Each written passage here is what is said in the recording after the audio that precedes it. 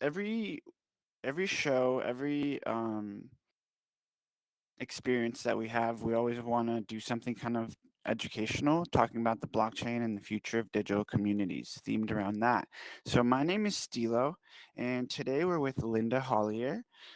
She's an artist. She's a South African born iPhone artist, renowned for her innovative approach to mobile art. Currently residing in Canada, she has previously lived in Germany and the United Arab Emirates, experiences that have deeply influenced her artistic perspective.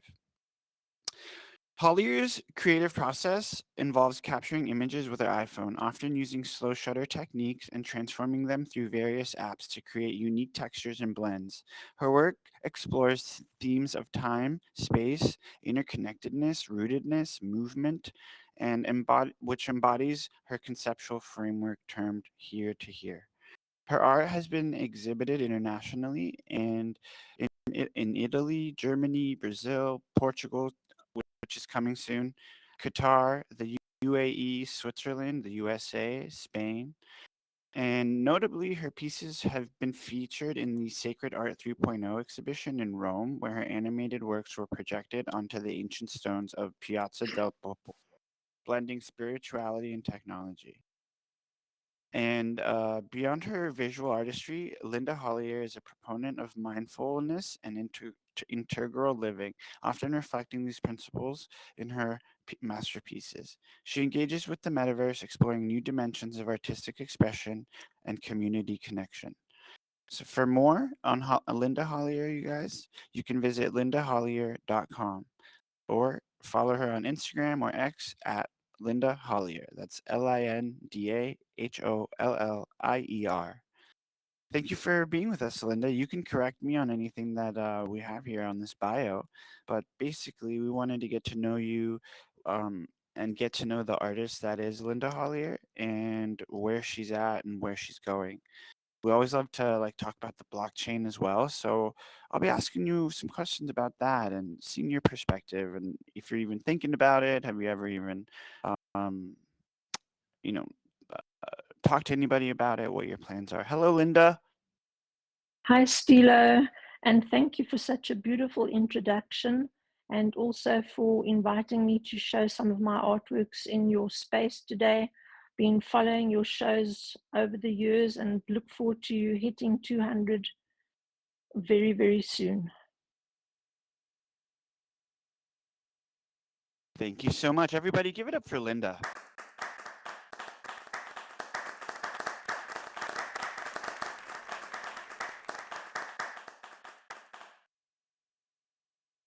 I'm looking forward to your questions, Stilo. Thank you, Linda. Around the house, we have a lot, some of her signature pieces. Is there anything you want to talk about the art that surrounds us before we get into it? No, I think you've given a really good introduction to what I do. And if it's appropriate when I answer your questions, I can always refer to some of the pieces. All right. Well, Linda, when did you start making art and what made you become an artist? Well, I guess I'm a very curious person, like to go exploring, like to investigate different things. And when I think about that, I would say that even when I was a child, one of the very first wishes I had was to own a camera. And I would spend my time lining up all the neighborhood children and taking their photographs. And the other thing is that I always had an interest in technology. So when we moved to Dubai, um, I was the start of my getting my first iPhone. And after having started off photographing the buildings of Dubai, I came across this idea of capturing people with a slow shutter technique. And that's when it all really took off. And I think my determination to be a full-time artist came about then. And also, I was once in Istanbul and I visited a whirling dervishes ceremony. And the beauty of the movement, while these people also appear to be still at the same time, was the final inspiration to explore this theme of stillness in movement.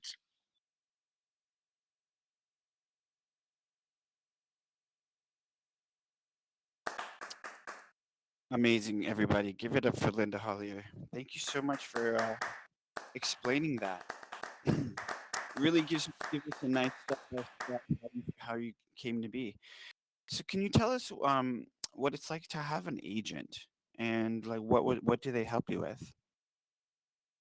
Well, I had Now, I had gallery representation for 5 years. It was a gallery that had one gallery in Dubai and one gallery in Venice.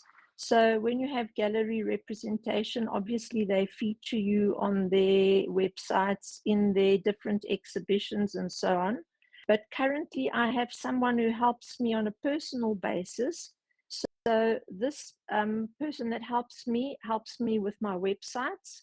As you mentioned, I have lindahollier.com, but if you're more interested in following my iPhone art journey, I would suggest to look at lightingourway.com. And I have put a portal on the side there, Stilo, which takes people not only to my gallery in Spatial, but it also will take them to my link tree, which will give them possibilities to connect with my website and the other places where I'm present. The we with my agent, we work together on my website. She helps me write articles. We send out regular emails. We have various meetings to discuss upcoming plans. So she helps me stay on track, I would say.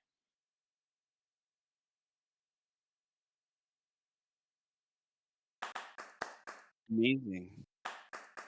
Great. And what do you think about or feel when you're making your art? um, when I'm making my art, it's very much a thing of being in the present moment, being in the flow. I don't have a set plan when I start off with an artwork. I have the image that I've captured using slow shutter. And then as I'm inspired, I use the various apps and go with what I feel is needed in that moment. And it's a very peaceful experience, I would say.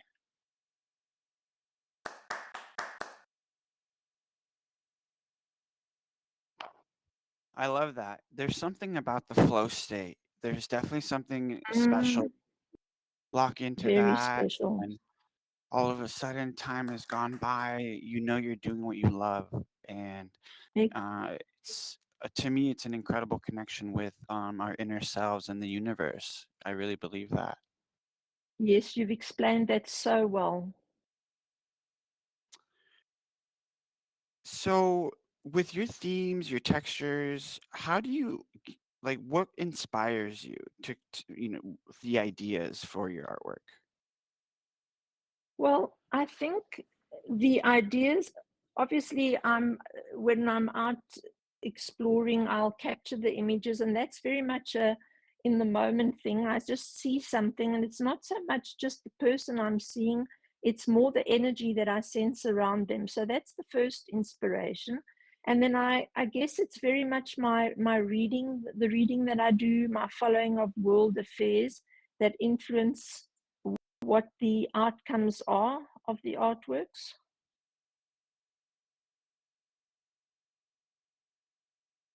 And what are some of the books you are reading right now?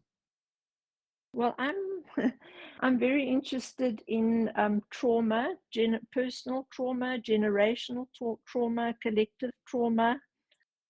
So that's what I'm looking at the moment, and I think it's important.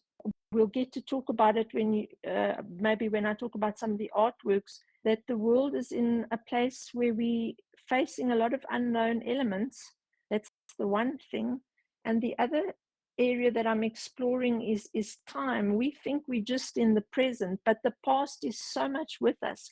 What's happened in the past influences us through the generations. It influences us collectively, and whether we know it or not, the present is with us too. I mean, what we're doing now, for instance, to the environment, the outcomes are present if we don't change what we're doing currently. So that I'm looking at the work of Jean Gebser, who was a philosopher in the middle of the last century, and how he already wrote about the times we're in now, where time becomes not linear anymore. It's just past, present, and future available to us now in a transparent fashion.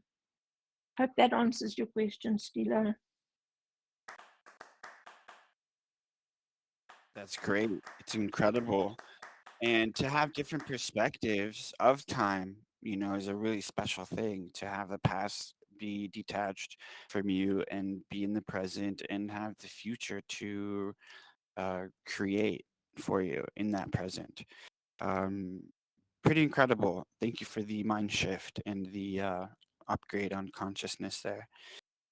So, as we know, you have some exhibits coming up in Brazil and Portugal. What's going on? How do you feel? If you could go, would you go? Is it a little bit more efficient as an artist right now to just connect digitally and have networks and your agent and everything going for you? Well, in the past, I was able, when we lived in the UAE, it was easier to visit many of the exhibitions. It's closer by now in Canada. It's a bit further to go. But also the benefit now is, for instance, we have the metaverse where we are right now. So the exhibition in Brazil, and I'm standing in front of the work that will be shown there. That's this one over here, which is incidentally called Being in Relationship with Time. They are represented in spatial. So the opening, the vernissage will be live. It will be live streamed on Instagram. But they also have a gallery in a space called Art City. And I would really invite all of you to join me. That'll be on the 9th of May. I'll share more on social media later. They have a gallery called Mob Gallery, and all the selected artworks will be on display there. So one will actually have the sense of being at the opening. We'll watch the live stream and we'll go to the gallery and view all the artworks. The other piece is going to be the one I'm in front of now, Facing the Unknown, which I also spoke about earlier. That one has been selected for Porto in Portugal. I'm very excited about both of them.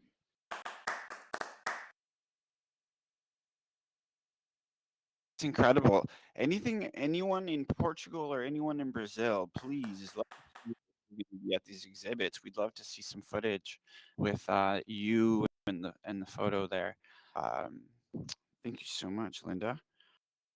I'm excited for you. Thank you. All right, and ha- have you used what are you thinking about, like the way that digital art is transforming and that there is now a form of digital ownership with the assistance of the blockchain? How do you feel? What are your thoughts? Have you read into the blockchain at all or talked to anybody about it? And do you have anything on chain? What are your thoughts right now as we have a landscape that's shifting? Yeah, that's amazing. Obviously, I have sold physical artworks. I've got collectors in different parts of the world, and I've used the internet and my websites, etc., to promote that and sell the art. But I find blockchain really exciting. I have looked into it. I have 4 of my abstract pieces available as NFTs, and I'm looking to delve deeper into it. So all I can say to you there is stay tuned, because I think this is a wonderful opportunity for artists.